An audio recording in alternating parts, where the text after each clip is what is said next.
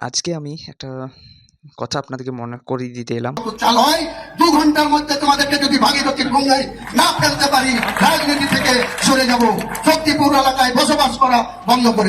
সপ্তম দফা ভোটের আগে যে বাংলাদেশের দিকে তাকিয়ে দেখুন হিন্দুদের অবস্থা, পাকিস্তানের দিকে তাকিয়ে দেখুন হিন্দুদের অবস্থা। এটুকু মাথায় রেখে আপনারা অবশ্যই ভোটটা দিবেন। আর এই যে একটা বক্তব্য বলেছে যে হুগলি নদীতে যারা ওরা নাকি 70% আর হিন্দুরা 30%, 1 ঘন্টা পুলিশ না থাকলে নাকি গঙ্গার জলে কেটে ভাসিয়ে দেবে।